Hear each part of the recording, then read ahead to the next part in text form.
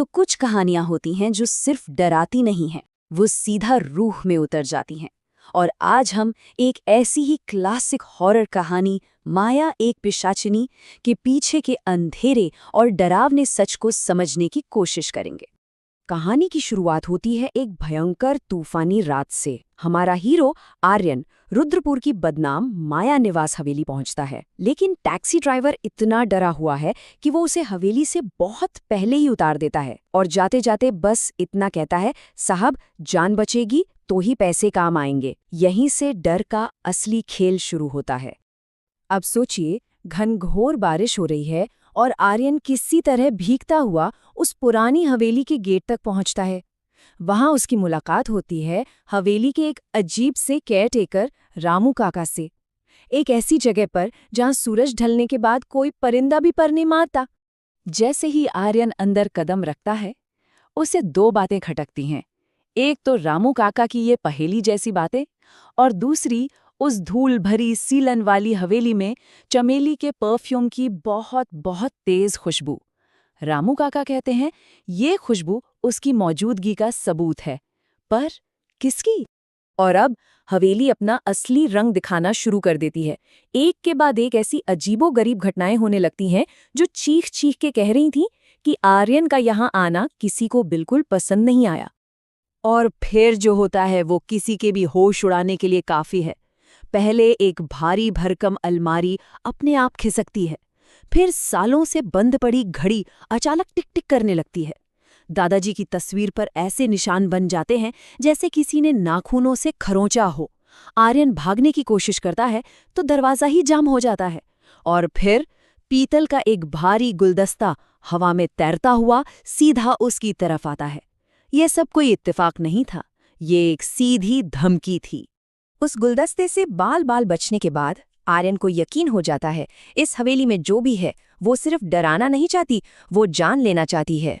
तभी एक दरवाज़ा अपने आप खुलता है और अंदर जमीन पर वही कागजात बिखरे पड़े हैं जिन्हें ढूंढने के लिए आर्यन इतनी दूर आया था।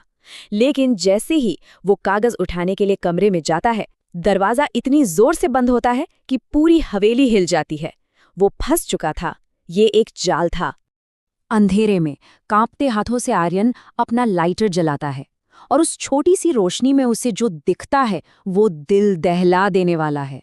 दीवारों पर खून से लिखा है, मेरा खून मेरा बदला, और नीचे फर्श पर हर तरफ ताज़ा खून फैला हुआ है। ठीक उसी पल रामू काका दरवाज़ा खोलते हैं और उसे खींचकर भगाते हैं।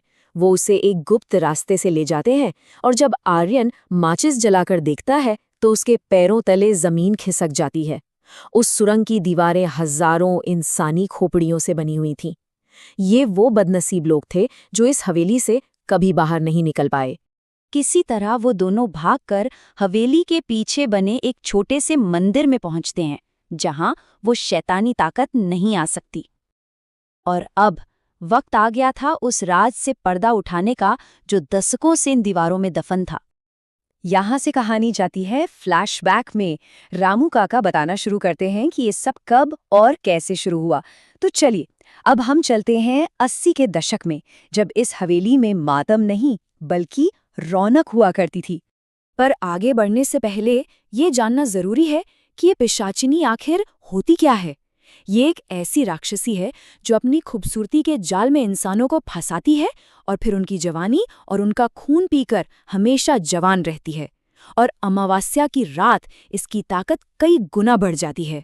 रामू काका बताते हैं कि उन दिनों आर्यन के दादाजी ठाकुर गजेंद्र सिंह यहाँ अपने पूरे परिवार के साथ रहते थे। फिर एक शाम मौत ने एक खूबसूरत चेहरे का नकाब पहना और इस हवेली में कदम रखा। उसका नाम था माया। माया ने अपना खेल बहुत चालाकी से खेला। वो एक बेचारी लाचार लड़की बनकर आई, लेकिन असल में वो एक शिकारी थी। उसने ठाकुर साहब को अपने हुस्न के जाल में फंसाया, उन्हें उनकी ही पत्नी के खिलाफ भड़काया और धीरे धीरे एक हंसते खेलते परिवार की हर ईंट को खोखला कर दिया। बुराई का पहला संकेत तब मिला जब हवेली के मवेशी जानवर एक एक करके मरने लगे। अजीब बात यह थी कि उनकी लाशों में खून की एक बूंद भी नहीं होती थी। ये पहला सबूत था कि हवेली में कोई खून का प्यासा आ चुका है। आर्यन की दादी मतलब ठाकुर साहब की पत्नी को माया पर शक होने लगा था। लेकिन ठाकुर साहब माया के मोह में इतने अंधे हो चुके थे कि उन्हें अपनी पत्नी की एक भी बात सुनाई नहीं दी। और कहानी हमें यही बताती है कि सबसे खतरनाक श्राप वो होता है जो इंसान की आंखों पर पर्दा डाल दे। जब पानी सर से ऊपर चला गया तो दादी ने एक पहुंचे हुए तांत्रिक से मदद मांगने का फैसला किया। ये उनकी आखिरी उम्मीद थी, एक ऐसे इंसान से मदद जो इन काली शक्तियों की भाषा समझता हो। तांत्रिक ने कहानी सुनते ही सच भांप लिया। उन्होंने दादी को चेताया कि माया कोई आम लड़की नहीं बल्कि एक पिशाचिनी है, और अगर उसे रोका नहीं गया तो वो ठाकुर साहब के पूरे वंश को खत्म कर देगी। मतलब एक इंसान की गलती का बोझ अब पूरी पीढ़ी पर आ चुका था। तांत्रिक ने यह भी बताया कि पिशाचिनी की असली ताकत अमावस्या की रात को जागती है। उसी रात वो उस इंसान का खून पीती है जो पूरी तरह उसके वश में हो, ताकि वो हमेशा के लिए अमर हो सके। और अब रामू काका कहानी का सबसे चौंकाने वाला सच बताते हैं। वो कहते हैं कि आज की रात अमावस्या से ठीक पहली रात है। जिस काली रात का इंतजार माया दशकों से कर रही थी, वो रात आ चुकी है, और इस बार उसका शिकार आर्यन। तो सवाल अब ये उठता है, क्या आर्यन अपने परदादा की गलती को सुधार पाएगा?